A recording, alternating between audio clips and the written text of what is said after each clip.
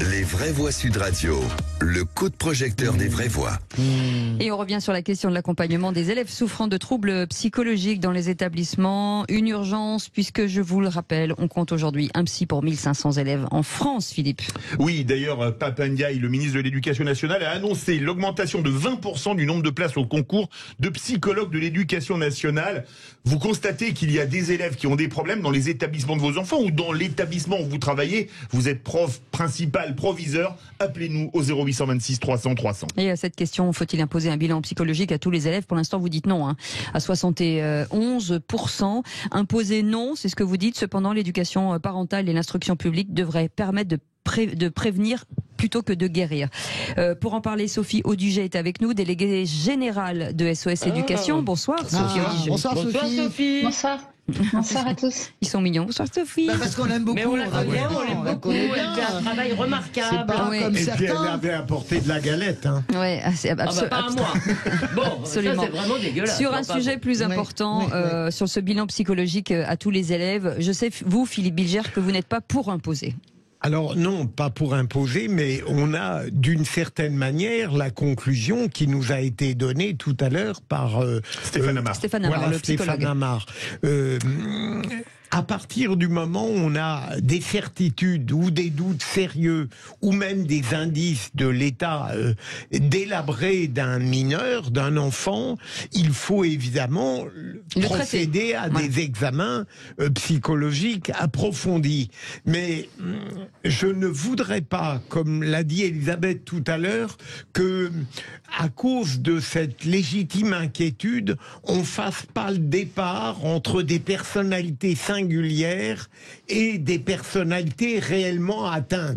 Ça me fait un peu peur, parce que l'école de la magistrature, par exemple, si je rajoute une seconde, a enfin décidé, il y a quelques années, de faire des examens psychologiques, et si je l'avais passé, ça n'existait pas, je suis pas sûr que j'aurais franchi véritablement le barrage. Moi, j'en suis absolument certain. Donc il faut faire attention à ne pas confondre la fragilité psychologique avec La une personnalité. Ouais. Moi, personnalité. Bien sûr, je suis Oui, mais d'accord comment avec est- vous. Non, mais attendez, J'aurais moi, jamais fais passé pas. le barrage. Jamais. Pardon. Isabelle, Et Isabelle, Allez-y, non, pas Elisa. Elisa. Comment- Tu n'aurais Oui. pas passé le barrage, toi non, Non. plus. si Non, on avait vu. non, je Non. crois pas que.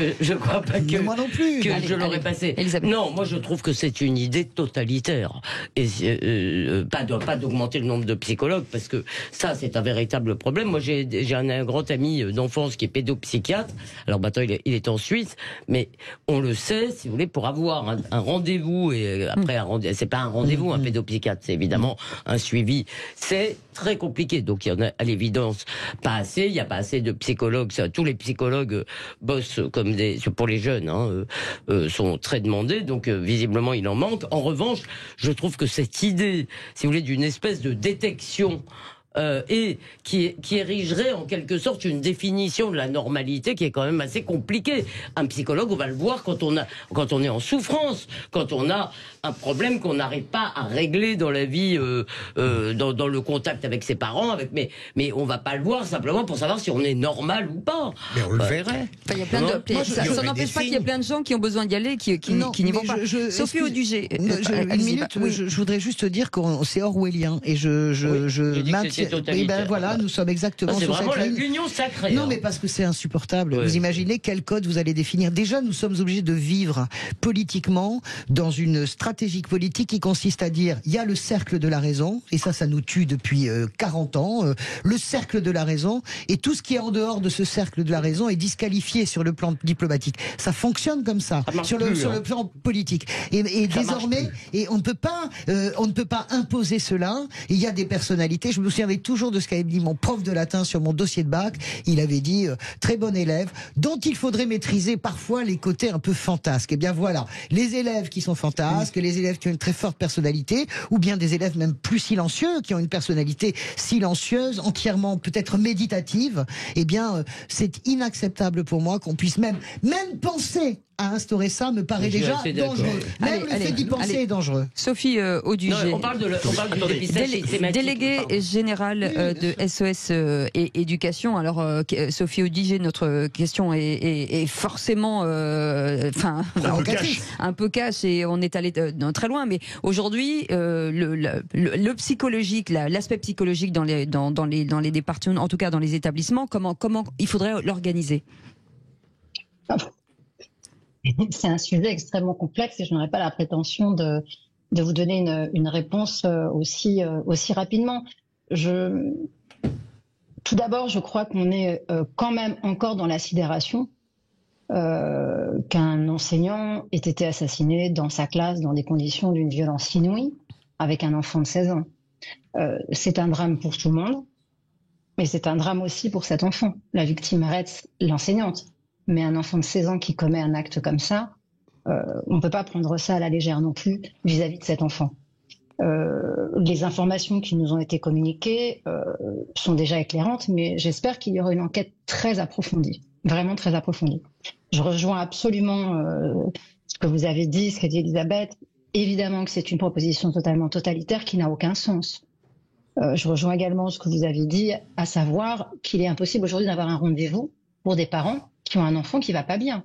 Il faut voir que pour faire un bilan neuropsychologique d'un enfant aujourd'hui qui présente des troubles autistiques, qui présente une dysphasie, c'est entre 6 mois et 2 ans d'attente. On a parfois des enfants qui vont mettre 5 ans à 6 ans à rejoindre un IME, c'est-à-dire un institut médico-éducatif. C'est-à-dire que quand on a un enfant qui a d'énormes difficultés d'apprentissage en CP, eh bien, en gros, on est presque capable de lui proposer une solution. Quand il sera à la limite d'entrer au collège, évidemment, il n'accédera à rien.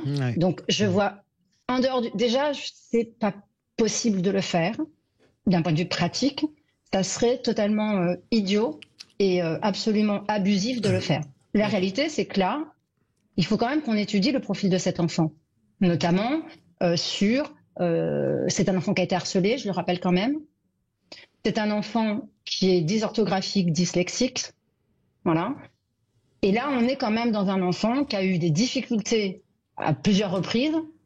Et aujourd'hui, l'école, elle n'est pas capable de prendre en charge ses enfants sur le long terme. Là, il y a un manquement quand même évident pour un enfant qui, manifestement, en avait besoin.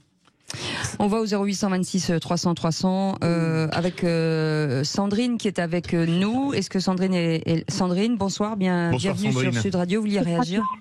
Oui, bonsoir. Voilà, en fait, moi je voulais réagir parce que je suis infirmière libérale et j'ai mon fils qui a eu des soucis au niveau développer plus ou moins une phobie scolaire et du coup j'ai demandé qu'il soit vu donc déjà en privé par des psychiatres, donc sur le département il n'y a rien.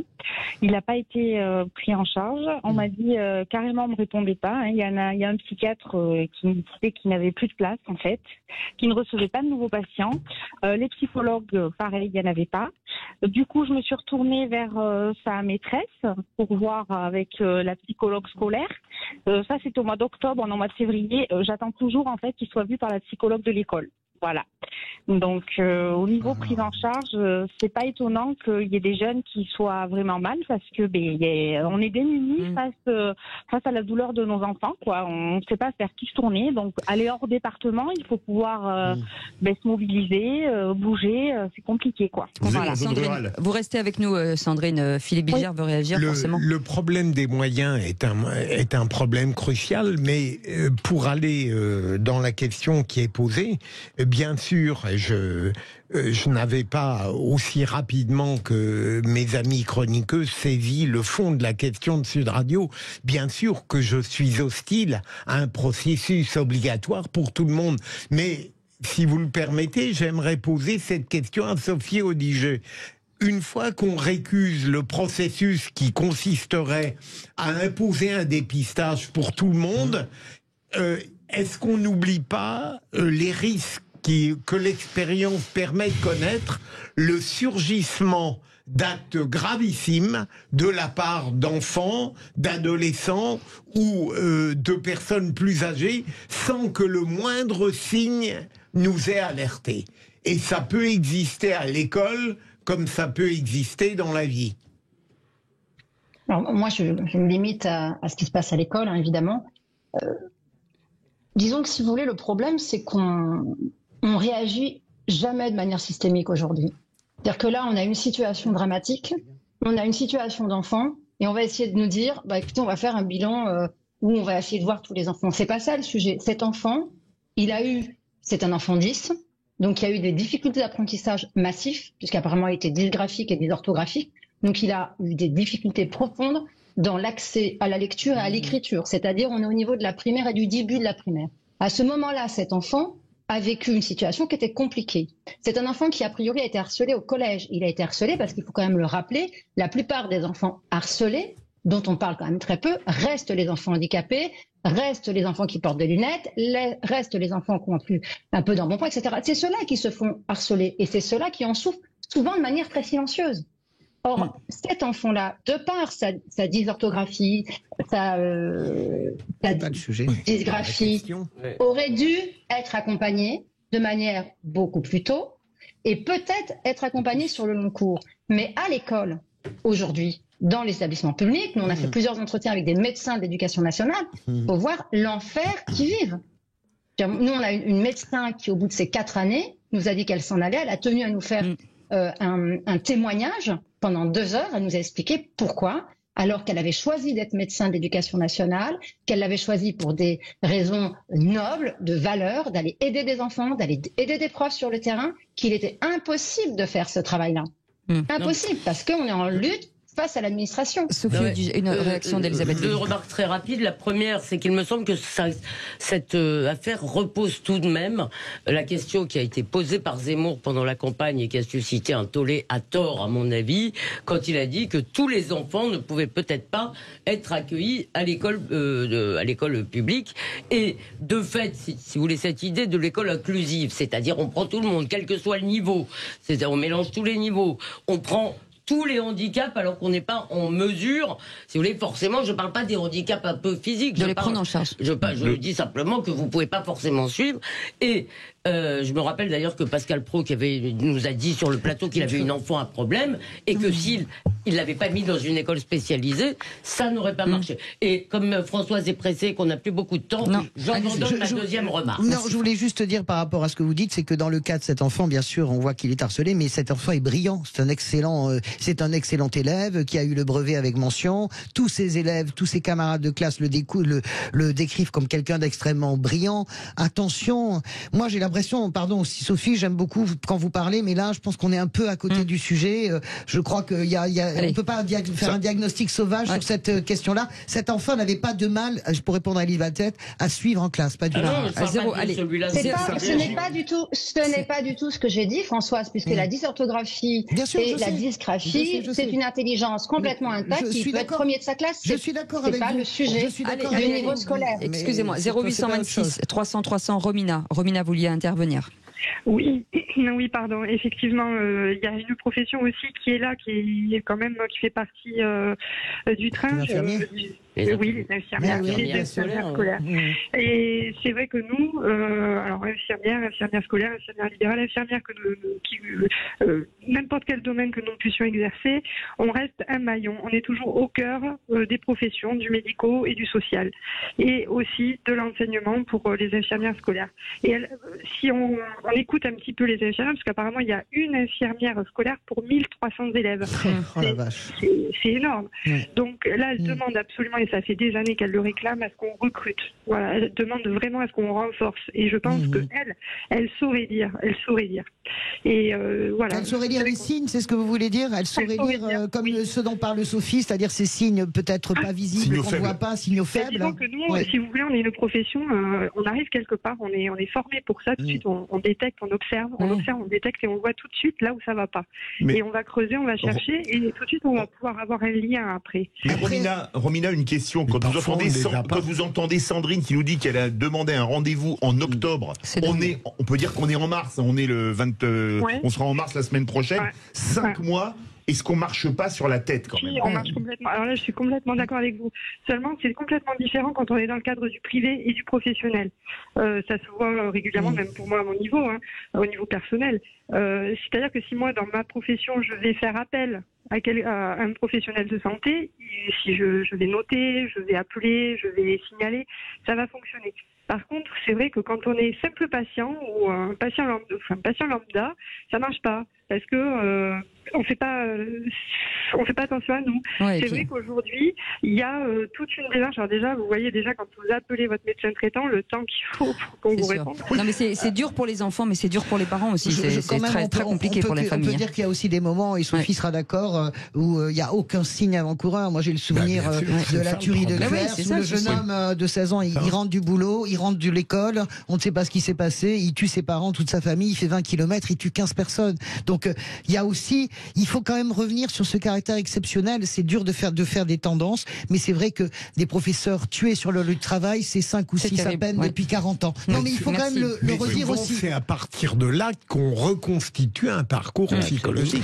Merci beaucoup, Sophie Audugé, d'avoir été avec nous, déléguée générale de SOS Éducation. Je sais qu'il nous aurait fallu beaucoup plus de temps parce que le sujet le mérite vraiment.